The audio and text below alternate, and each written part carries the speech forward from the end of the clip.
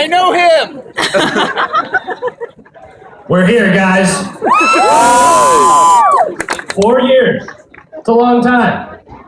Through which me and my classmates have had quite a few experiences. Some positive, some negative.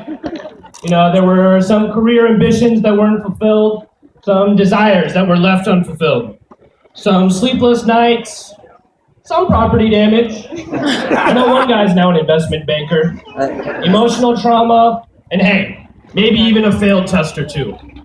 But we've persevered, because we're med students. We've gone through it all, through the thick and thin, to today, match day.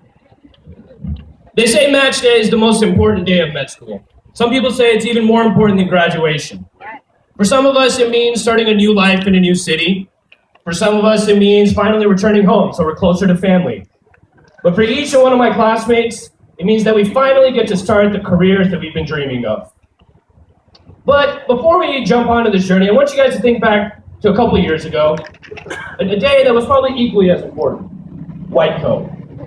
You wake up early, you're standing in line next to someone you don't even know, you barely listen to this speech by a doctor you've never met before, and some random guy puts a white coat on you. And that's when you realize, this white coat means something. It means respect, honor, integrity, but most importantly, power. And I'm not gonna lie, when you give a 22-year-old fresh college graduate that much power, it's really hard to not abuse it. When you're in the hospital, the med student is insignificant. There's a reason the white coat stops here. It's so that when everything's going wrong, or if they need someone to yell at, or if the surgeon needs a scalpel to be thrown across the room at someone, they know exactly where to look. The white coat that stops here. But when you walk out in public, there's a different perception. Everyone thinks and stops and looks at you in amazement, like awe. And it's awesome. Sometimes I walk into Chick-fil-A with my white coat on during lunchtime.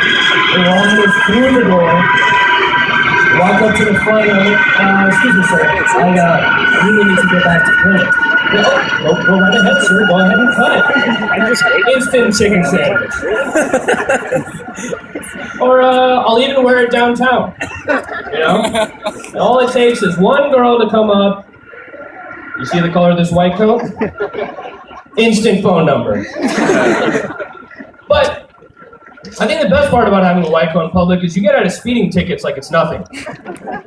Speeding down 35, 60 miles per hour, 70, 80, whatever, you get pulled over. Sir, do you know how fast you were going? Officer, do you know the color of this white coat? Is it an emergency? I need to get back to my patients. Is it an emergency? Well, the residents really need their coffee. But wearing this white coat out in public doesn't always work. Because every once in a while you realize that the white coat doesn't only symbolize power, respect, integrity, but it also means knowledge. A mastery of how the body works, organ systems interacting with each other, and when they go wrong, you're there to help people. But things went a little wrong when I decided to wear my white coat to Thanksgiving dinner. My grandma, sweet old lady, comes up to me. Oh, doctor, I'm sorry. I have a hip pain. What should I do?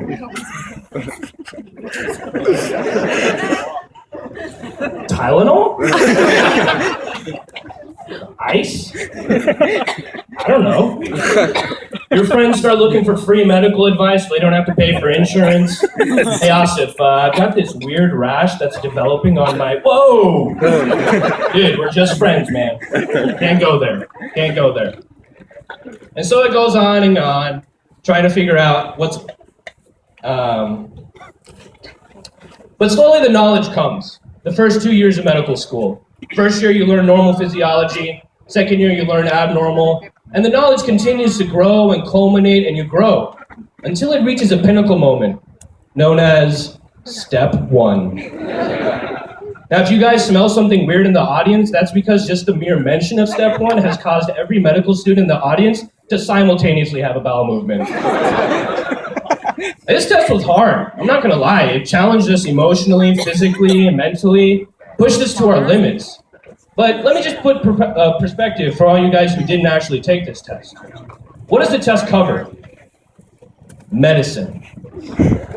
You guys know, do you guys understand what that means? If you were a farmer and you were taking a board exam for farming, your test would be over farming. And I'm not talking about easy questions like squash. What color is squash? Yellow. Or which of the following are not vegetables? Apple. I'm talking about weird, obscure farming stuff. Like a 55-year-old farmer presents with the past farming history of passion fruit, kumquat, and rutabaga. If he wants to maximize his yield of corn, which he ships to Ecuador twice a year, at what temperature should he store the miracle grow?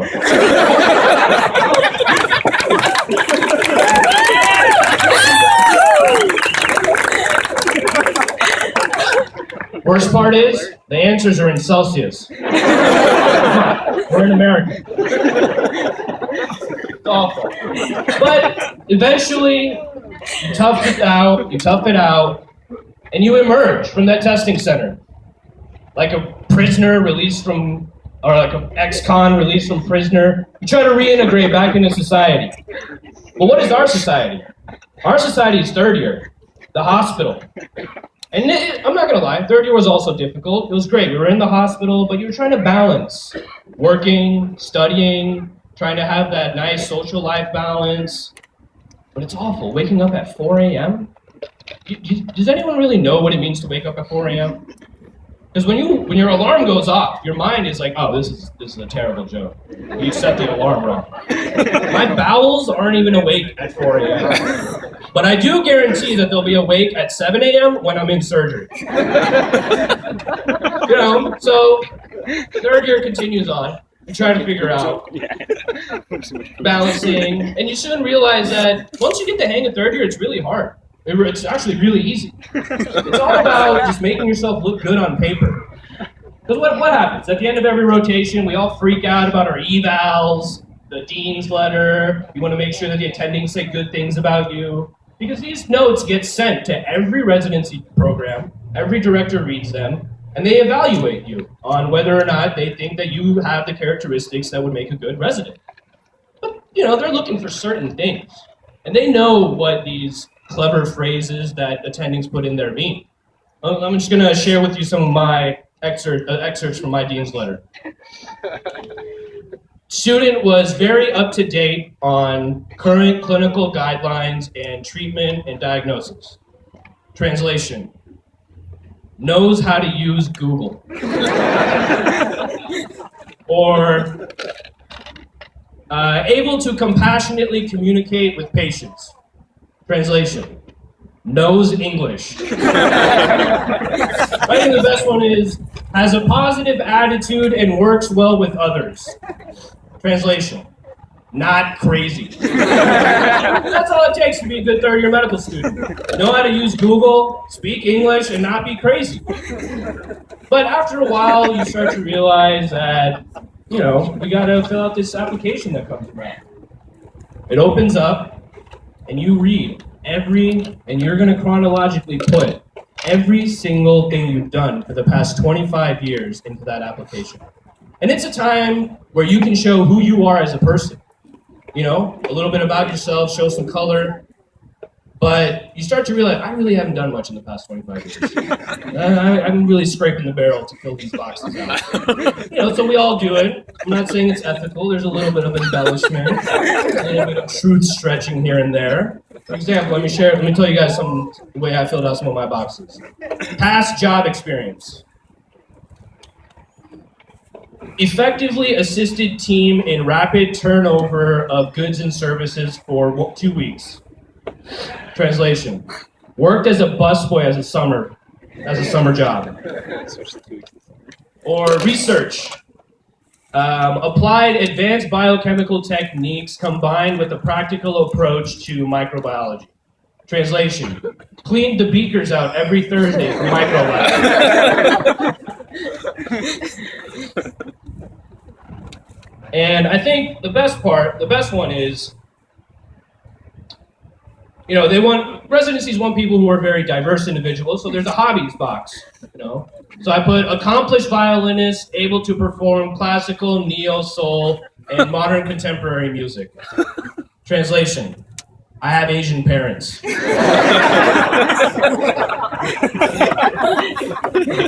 So you send this application off, an interviewer and the residency programs read it, and you walk in and everything, and you soon realize that the embellishment that you put in there can kind of get you into trouble sometimes. You know, like for example, my cousin, he put proficient in Spanish.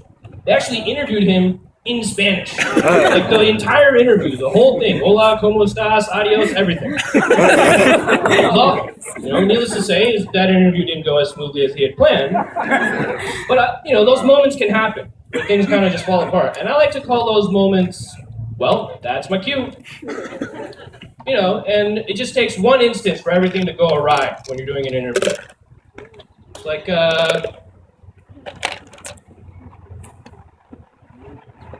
you know, my fear wasn't being asked to speak Spanish. My fear was walking in, there's a violin and a bow sitting on the table.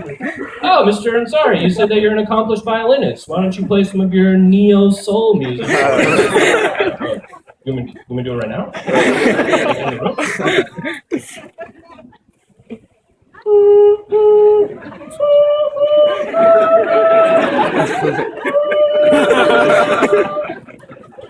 Well, that's my cue. Nice talking to you. Or, you know, you read books and they'll tell you how to interview. It'll be like, you know, when you walk into the room, you want to scan the room very quickly, see if there's anything that you can connect with the interviewer. Maybe there's a longhorn on the wall, or you know, an Aggie symbol. You can make fun of them or something. But you know, so you walk in. Oh, that's a nice office, Dr. Jones. Like, oh, that's a really nice saxophone you have there. I play that too. It's like, awesome. That's a trumpet. Well, that's my cue. It takes one instance for it to all go downhill. For example, I'll go downhill.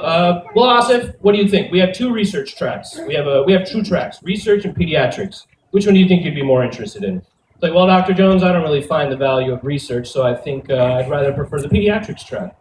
That's interesting, because I'm actually the program director for the research track, so, well, that's my cue. And so, you know, this continues on and on and on for 13 interviews, and you finally come back, and you think that the questions would be over, but they're not. There's two more questions that every med student gets asked for the rest of the fourth year.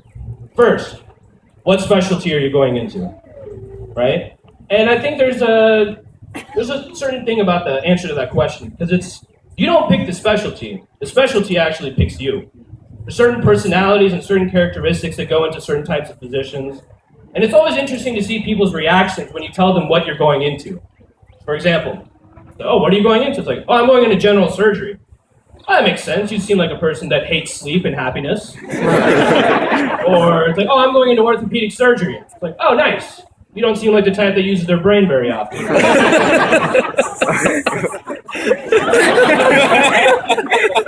I'm going into anesthesia. Oh, nice. You seem like the type that would eventually develop a drug addiction. But the other question that gets asked all the time is, where are you going to be next year? I don't know. Don't you have a choice? Choice.